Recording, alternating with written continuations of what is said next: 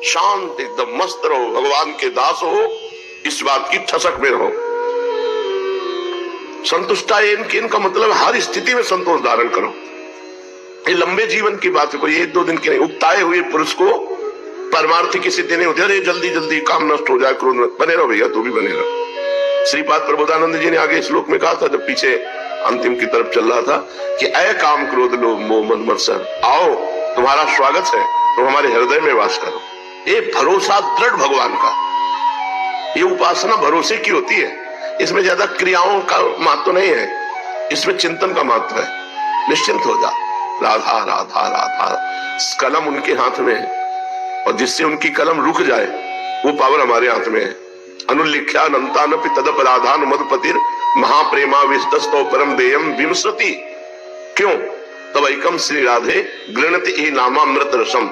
हे किशोरी जी, आपके राधा नाम का जो रटन करता है तो लालजू लिखना ही बंद कर देते हैं। अनुलिख्या नहीं लिखते, क्या? अनंत अपराध, एक दो पाप नहीं, अनंत अपराध लिखते ही नहीं है। क्यों? क्योंकि तब एकम श्री राधे गृणति नामामृत रसम, वो आपका नाम रसना के द्वारा रखता है, राधा राधा राधा। तो लालजू सारे पाप नष्ट कर देते हैं और नए लिखते ही नहीं, अनंत अपराध नहीं लिखते। ये तो हुई राधा नाम की महिमा। और यदि कहीं राधा दासी भाव में है, फिर क्या? महिमा का सीमा इस प्रसति तो दास्यिक मनसाम, उसकी महिमा को, सीमा को कोई छू नहीं सकता। जो राधा दासी की ठसक में मैं प्रियाजू की दासी हूं, जिसके मुख में राधा नाम है उसकी ये महिमा है। और जो राधा दासी भाव से है, तो राधा किंकरी नाम लुठती चरण यो अद्भुता सिद्धि कोटि, अद्भुत करोड़ों सिद्धियां राधा दासियों के चरणों में लौटती रहती है। तो ये केवल लिखा ही थोड़ी है, हम ठसक में रहे यार। हमारे पैदा किए होते काम क्रोध लोभ मोह मद मत्सर, फिर इनसे हम, तो आप कह सकते थे आपके पैदा किए हुए हैं और आपके पैदा किए हुए हम हैं और हम आपकी शरण में हैं। अगर पिटवा रहे हो तो बेइज्जती तुम्हारी होगी। हम किसी और की तरफ नहीं देखेंगे, हम आपकी तरफ देखेंगे। बस अपनी धुन में रहो, किसी की मत सुनो। ऐसा करोगे तो भगवान ऐसा नहीं करेंगे, कृपा नहीं करेंगे, ये किसी की बात मत सुनो। तुमको ऐसा चलना पड़ेगा, तुमको ऐसा चलना, सुन लो सबकी बात और भगवान की तरफ देखो। जैसा चलाना हो वैसा चला लेना, हम केवल आपका स्मरण करेंगे। हमारे हाथ की बात है, नाम न छूटे, उसमें कृपा उनकी सहयोग है। पर हमारा जो प्रयत्न होना चाहिए वो इस बात का भजन न छूटे। पूज्यपाद श्रीपाद प्रबोधानंद जी महाराज वर्णन करते हैं, यत्र क्रीडन्ति कृष्ण प्रिय सखी शुभलाद्यद्भुता भीरबाला, मोदन्ते यत्र राधा रतिमय ललिताद्युज्ज्वल श्री किशोर्यः, आश्चर्यानंग रंगैरः निशिदिवा खेलनासक्त राधा, कृष्णौ रत्येक तृष्णौ मम समुदयताम श्रील वृंदावनम तत्। गोष्ठ वृंदावन, जहां भगवान श्री कृष्ण अपने प्राण प्रिय सखाओं के शुभलादि के साथ विविध प्रकार की क्रीड़ा करते हैं, ऐसे गोष्ठ वृंदावन को हम नमस्कार करते हैं। और जहां श्री किशोरी जी के साथ ललितादि सखियां, इसमें जब गोपी जनों का प्रवेश होता है तो गोपी वृंदावन, और जहां गोपियों का भी प्रवेश नहीं होता और निज सखियों के साथ लीला परायण रहते हैं, वो नवनिवृत्त निकुंज वृंदावन, तीनों वृंदावन का स्मरण करते हैं इस श्लोक में श्रीपाद प्रबोधानंद जी। उज्ज्वल रस विशिष्टा श्री ललितादि किशोरी वृंद के सहित दिन रात जहां अनंग रंग का खेल हो रहा है, अनंग प्रेम को भी कहते हैं, जहां महाप्रेम का खेल हो रहा है, एकमात्र युगल सरकार तृष्णा परायण है, कभी तृप्त नहीं होते इस अनंग खेल से। ऐसे श्री प्रिया प्रीतम के नवनिवृत्त निकुंज वृंदावन में मेरी रति हो, वृंदावन मेरे हृदय में प्रकाशित हो।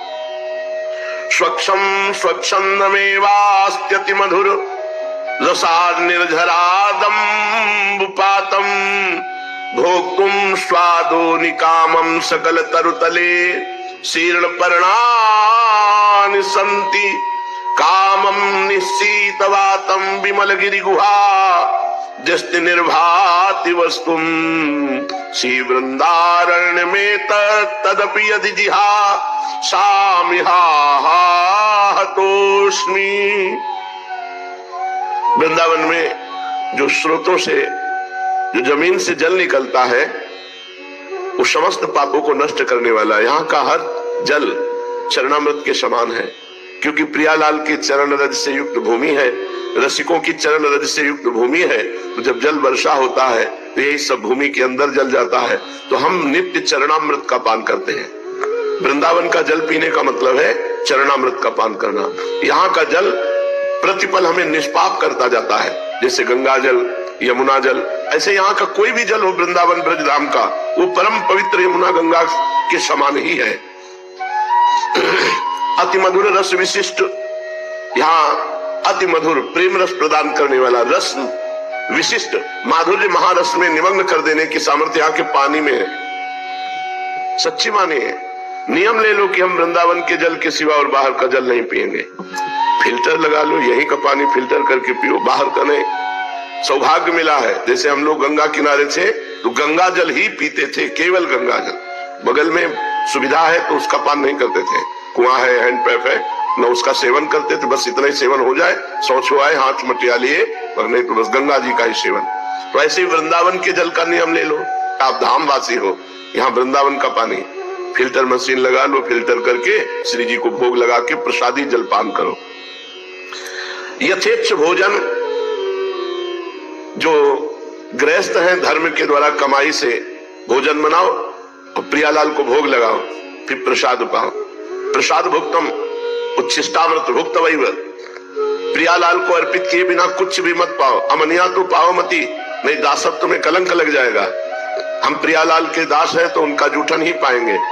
भोग लगाकर भोजन, अर्पित करके जल, कोई भी पुष्प वस्तु कुछ भी ऐसा नहीं जो प्रियालाल को अर्पित न किया जाए। ऐसे दर्शन करा दो, बहुत जल्दी है, तुम्हें भोग लगाने का टाइम नहीं है तो ऐसे सामने जाकर ऐसे दर्शन करा दो, जय बोलो, पालो जाके। और कुछ ना मिले तो कह रहे सूखे पत्ते खा के जी लेना, लेकिन वृंदावन मत छोड़ना। पानी पी के, यहाँ गिरे हुए सूखे पत्ते खा करके, लेकिन हम वृंदावन नहीं छोड़ेंगे।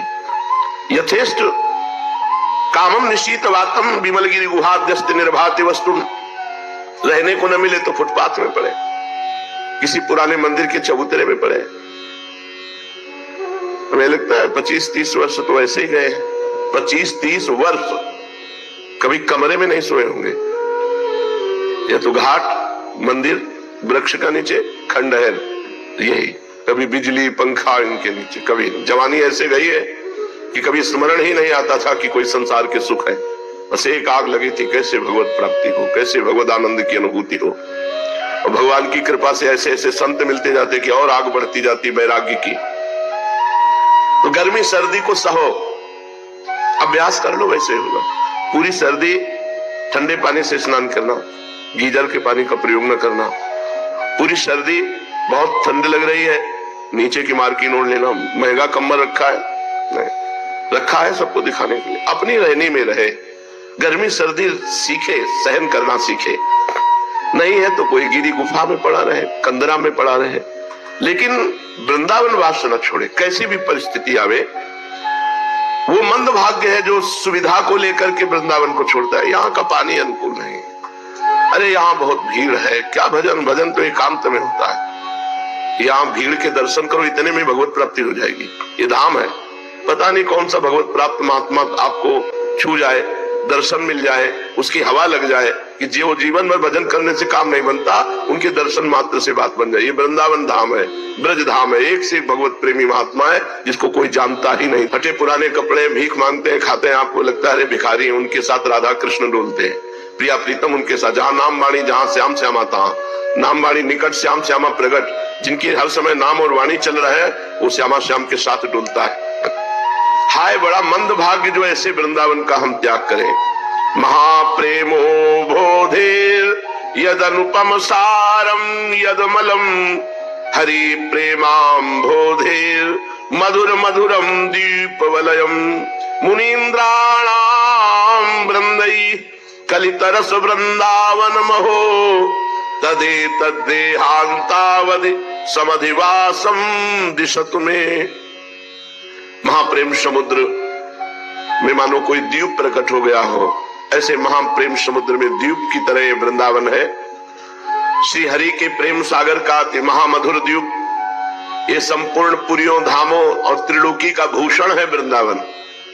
ये श्रेष्ठ श्रेष्ठ मुनिगणों द्वारा वंदित है वृंदावन और आस्वादन करने में परम रसमय है। समस्त रस का आधार स्वरूप है वृंदावन। आज से मैं नियम लेता हूं कि जब तक शरीर रहेगा मृत्यु पर्यंत अखंड वृंदावन वास करेंगे। श्रीपाद कहेंगे सम्यक रूप से नियम पूर्वक प्रतिज्ञा पूर्वक, अगर शरीर में प्राण है जब तक तो वृंदावन के बाहर नहीं। किशोरी जो निर्वाह करती है पर नियम बहुत हृदय एकदम अनन्य होगा तो ही ले पाएगा, नहीं घबराहट पैदा हो जाएगी। अगर बीमारी बढ़ गई तो फिर हमको तो दिल्ली जाना पड़ेगा। हाँ तो दिल्ली अमर कर देगी तुम्हें, जाओगे तो अमर हो जाओगे, तुम फिर अविनाशी हो जाओगे। अरे जो कछु लिखा लिलाट दुख सुख देह संग, भुगते गो जहां जाएगो या सिद्धांत भंग। तुम्हारे भाग्य में अगर दुख लिखा है तो जहां भाग के जाओगे दुख मिलेगा। अगर वृंदावन बने रहोगे तो कलह कलेश न व्यापे ईठा, ये ठौर विष्ट ते न्यारी। यहाँ ज्यादा प्रारब्ध नहीं सताता है, हल्के में निपट जाता है। कलह कलेश न व्यापे ईठा, ठौर विष्ट ते न्यारी। ये जगह त्रिभुवन से अलग है, ये भगवान का निज धाम है। अगर यहाँ हो तो धाम कृपालु है, वो इतना नहीं सड़ने देगा जितना प्रारब्ध सड़ाना चाहता है। इसलिए बाहर मत भागो दिल्ली कलकत्ता। ये दुर्भागी लोग हैं जो भाग जाते हैं। हम अपने शरीर को अमर कर लेंगे, सारे शरीर को लेकर के धाम छोड़ देना, शरीर को लेकर वैराग्य शिथिल कर देना, शरीर को लेकर भजन छोड़ देना, ये सब नारकी पुरुष है।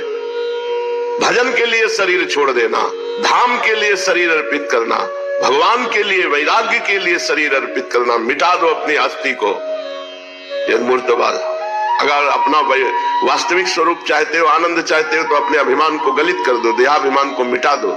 दाना खाक में मिलकर गुले गुलजार होता है। मिटा दे अपनी हस्ती को यदि मूर्तवा चाहे। दाना खाक में मिलकर गुले गुलजार होता है, खाक में।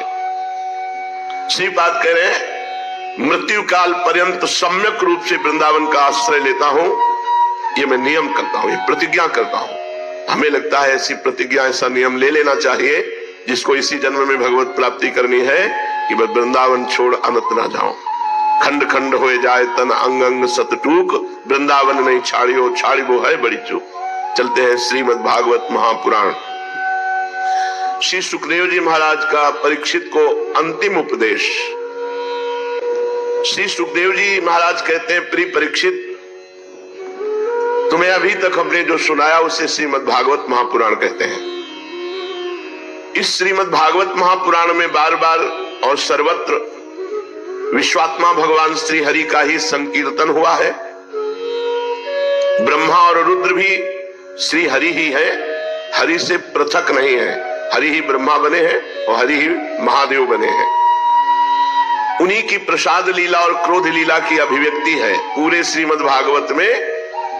भगवान ब्रह्मा, भगवान महादेव, भगवान श्री हरि, इन्हीं की कृपा प्रसाद लीला और इन्हीं की रुद्र लीला, क्रोध लीला की अभिव्यक्ति है। हे राजन, बहुत सुंदर उपदेश दे रहे, बिल्कुल सार बात मार रहे, लक्ष्य पे एकदम ठिकाने पे। ध्यान पूर्वक सुनो।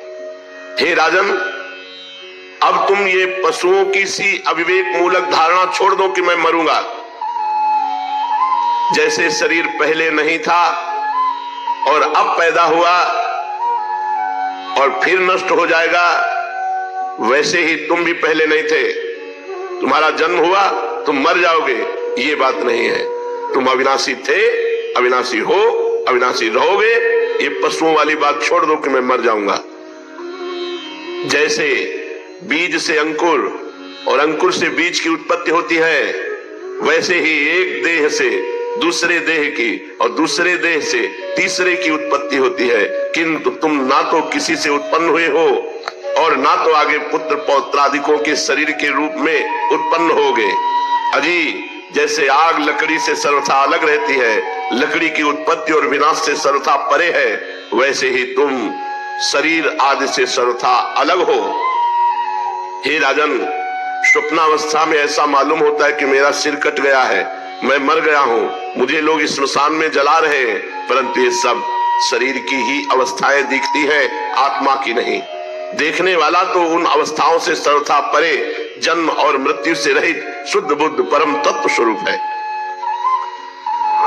जैसे घड़ा फूट जाने पर आकाश पहले की भांति अखंड रहता है, परंतु घटाकाशता की निवृत्ति हो जाती है। जैसे घड़े में देखो तो आकाश दिखाई दे रहा है, घड़ा फूट गया तो आकाश में क्या फर्क पड़ा? कुछ नहीं।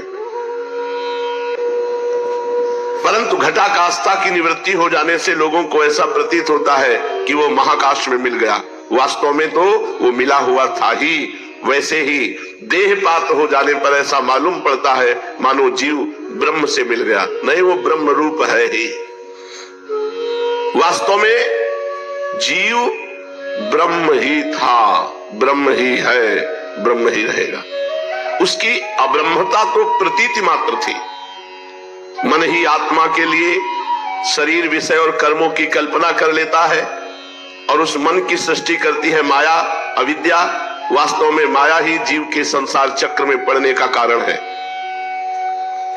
जब तक तेल रखने का पात्र, बत्ती और आग का संयोग रहता है, तभी तक दीपक में दीपक बना है। उनके ही समान जब तक आत्मा का कर्म, मन, शरीर और इनमें रहने वाले चैतन्याधास के साथ संबंध रहता है, तभी तक उसे जन्म मृत्यु के चक्र में संसार में भटकना पड़ता है और रजोगुण, सतोगुण, तमोगुण की वृत्तियों से उत्पन्न स्थित एवं विनष्ट होना पड़ता है। परंतु जैसे दीपक के बुझ जाने से तत्व रूप तेज का विनाश नहीं होता, वैसे ही संसार और शरीर का नाश होने पर स्वयं प्रकाश आत्मा का नाश कभी नहीं होता। क्योंकि वह कार्य और कारण, व्यक्त और अव्यक्त सबसे परे है। आत्मा आकाश के समान सबका आधार है, नित्य है, निश्चल है, अनंत है। सचमुच सचमुच बड़े आनंद में है। सचमुच सचमुच आत्मा की उपमा सिर्फ आत्मा से ही है। हे राजन, तुम अपनी विशुद्ध एवं विवेकवती बुद्धि को परमात्मा के चिंतन से भरपूर कर लो। तुम अपनी विवेकवती बुद्धि से परमात्मा का इतना चिंतन करो कि बुद्धि परमात्मामय हो जाए और स्वयं ही अपने अंतर में स्थित परमात्मा का साक्षात्कार कर लो। देखो, तुम मृत्युओं के भी मृत्यु हो। बस जाने वाले हैं श्री सुखदेव जी महाराज उठ के 7 दिन से लगातार भागवत चर्चा करते रहे। देखो, तुम मृत्युओं की भी मृत्यु हो, तुम स्वयं ईश्वर हो। ब्राह्मण के साप से प्रेरित तक्षक इस शरीर को भस्म करेगा, तुम्हें नहीं। अजी तक्षक की तो बात ही क्या, स्वयं मृत्यु और मृत्युओं का समूह भी तुम्हारे पास तक नहीं फटक सकेगा। जो मैंने बताया इसका अनुसंधान करो, चिंतन करो, चिंतन करो। मैं ही सर्वाधिष्ठान पर ब्रह्म हूं, मैं ही सर्वाधिष्ठान ब्रह्म हूं, मैं ही ब्रह्म हूं। ऐसा चिंतन करो। इस प्रकार तुम अपने आप को अपने वास्तविक एक रस अनंत अखंड स्वरूप में स्थित कर लो।